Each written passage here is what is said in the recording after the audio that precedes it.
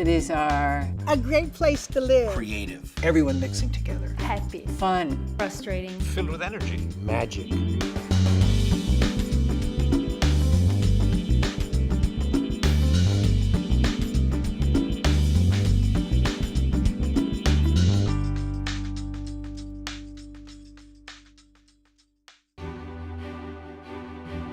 America has always had a love-hate relationship with cities. Yet over 80% of us live in urban centers, a number expected to reach 90% by the year 2050. People are moving to cities to have a better chance for themselves, for their kids, for education, for health, to connect, to be together. In a city, there's a sense of a public realm, of public places, of a sense that we all own this together, we're all in this together.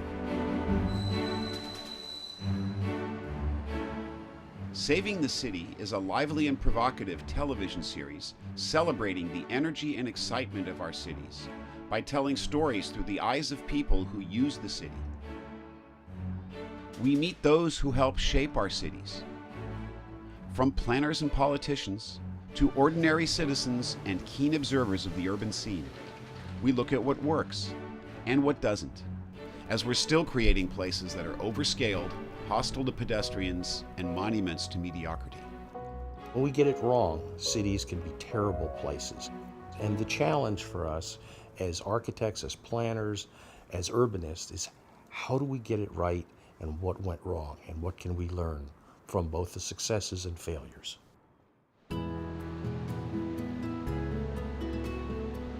By comparing and contrasting experiences in different cities, we aim to raise awareness about why cities are important, why we should care about their vitality, and how to make our cities into more desirable places. One issue affecting the vibrancy of even the most successful cities is how to attract families with children to the urban core, and how to keep them in town when their kids reach school age.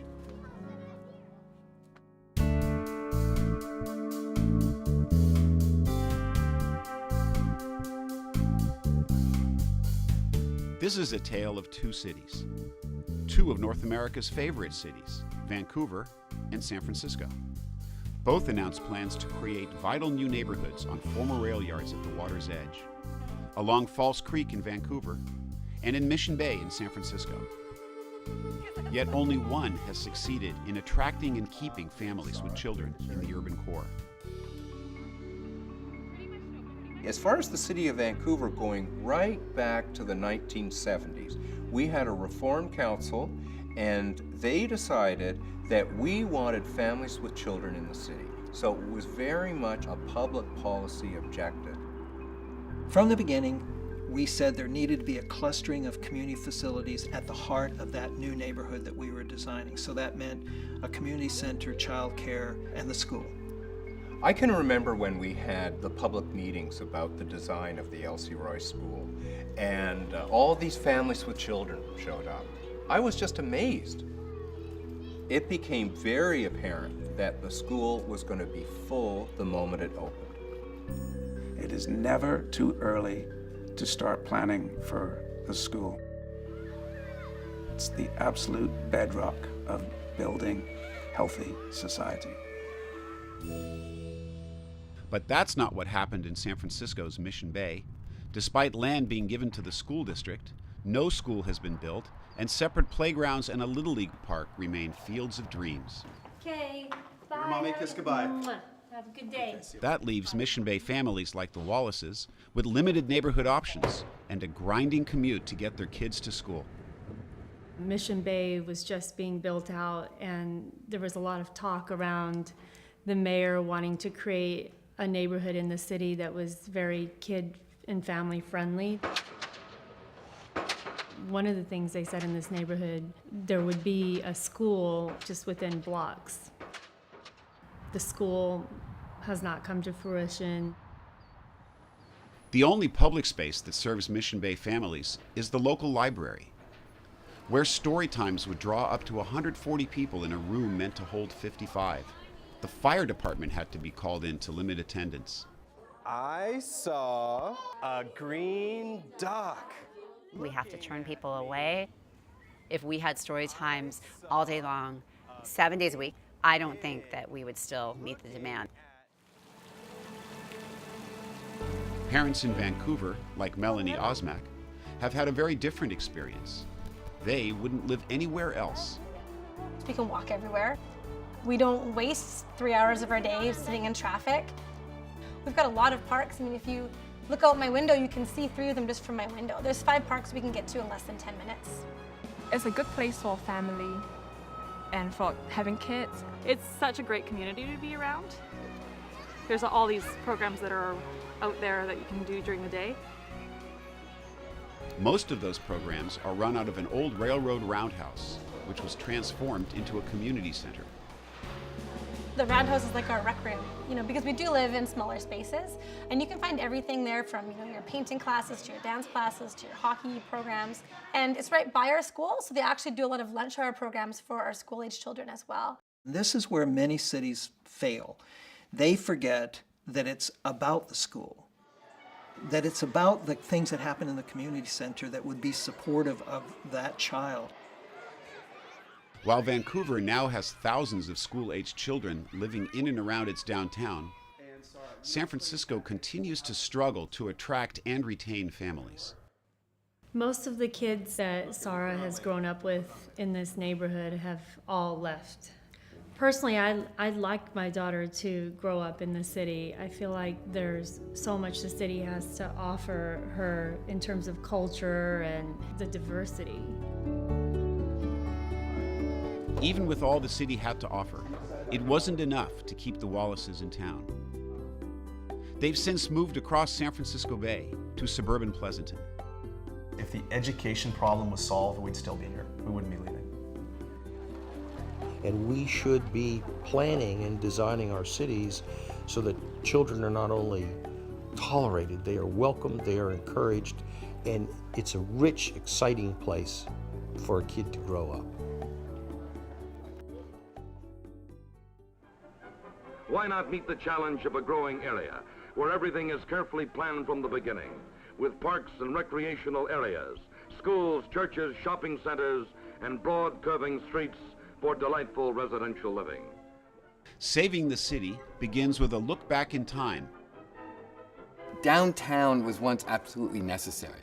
It was the only place most people would go to work and the only place most people would go to shop. That's where everything was, it's where everything came together.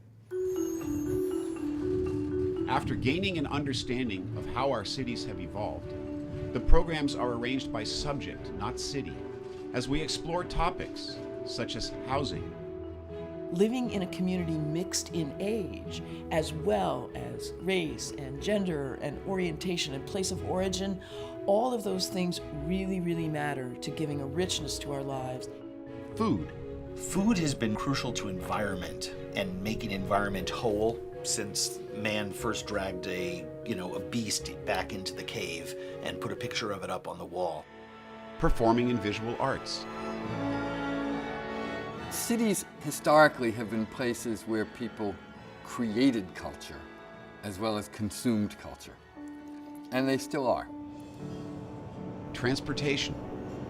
Great cities can only thrive, especially as they attain greater densities, if there's transportation choices that are available to everyone to move around. And parks.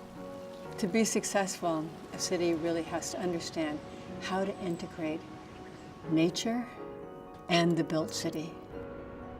One such success story is that of New York's High Line, where a pair of ordinary citizens spurred the movement that resulted in the extraordinary green space threading its way through the asphalt jungle. The High Line has always been a story about David and Goliath, and it's been a constant battle. Sometimes you see the world in a fresher and better way when you're a little bit outside of a field. A journalist once referred to Robert and I in an article as a pair of neighborhood nobodies. We weren't architects, we weren't landscape people, we weren't politicians, but we were New Yorkers who knew our neighborhood, and when we saw an opportunity that was being wasted, we stepped forward and said, let's try and do something with it. Most people, they looked at us, two guys with no experience, in anything related, and said, well, how would you guys do it?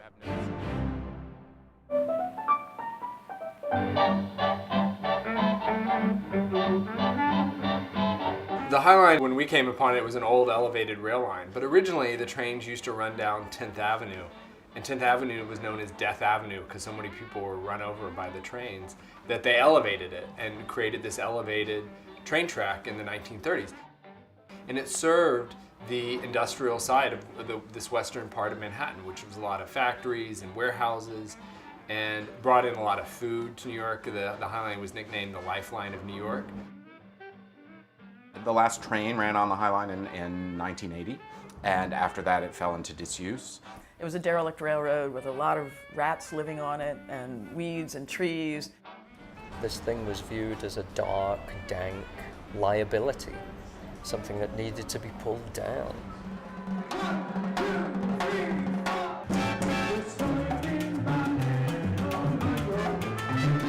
Looking at the crowds on the High Line today, it is hard to imagine the struggles that Josh and Robert had to overcome.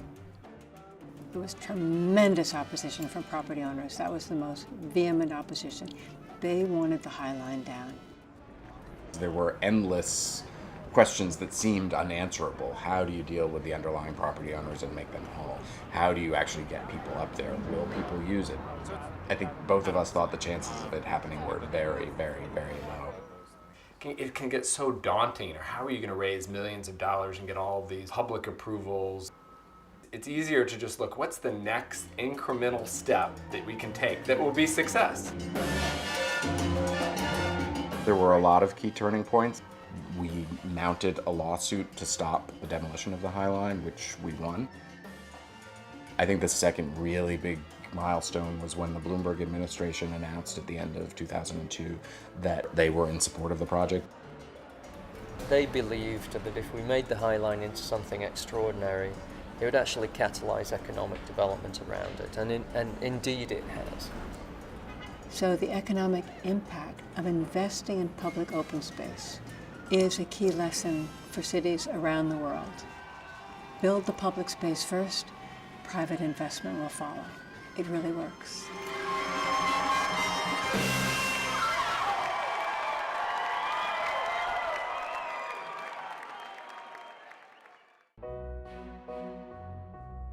One story about people coalescing for the common good is in Minneapolis, where an architect, an historian, and a mayor worked together to remake the rundown riverfront.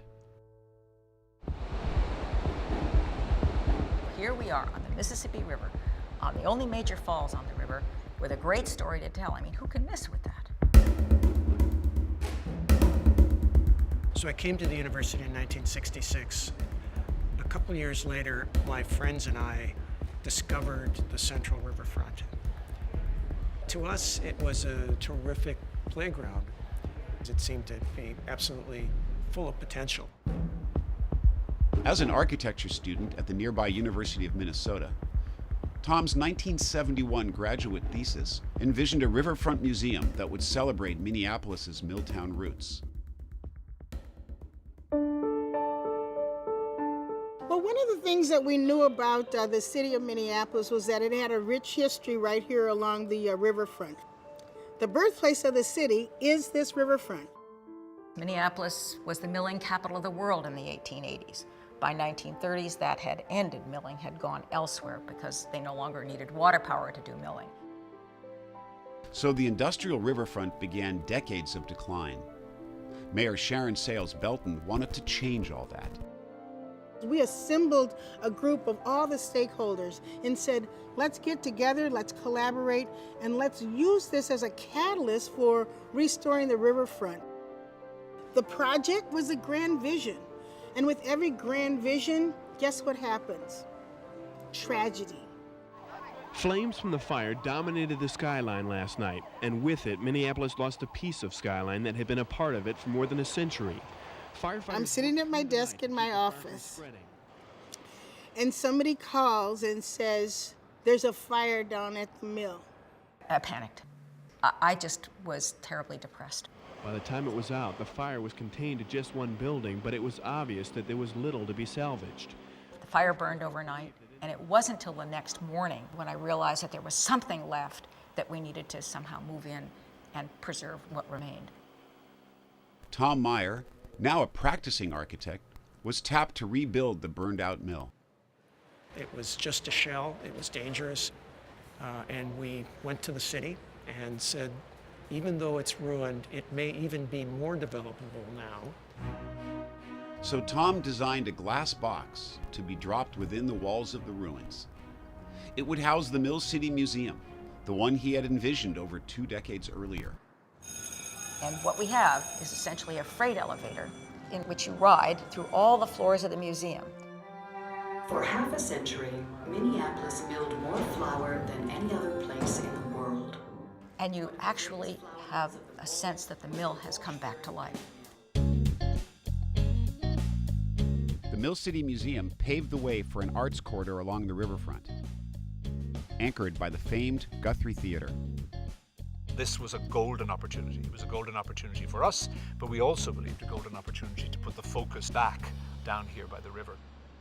Designed by French architect Jean Nouvel, the Guthrie makes a dramatic architectural statement.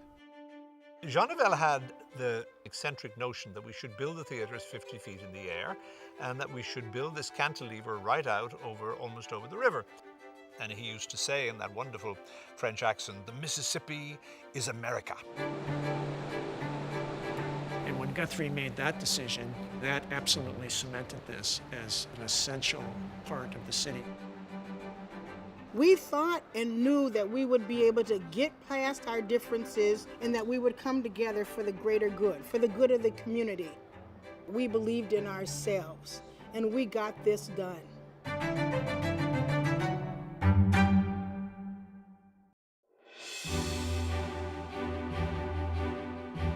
From the team that brought you the award-winning Saving the Bay National PBS series comes this exciting and timely set of programs that explores how to remake our cities into better places.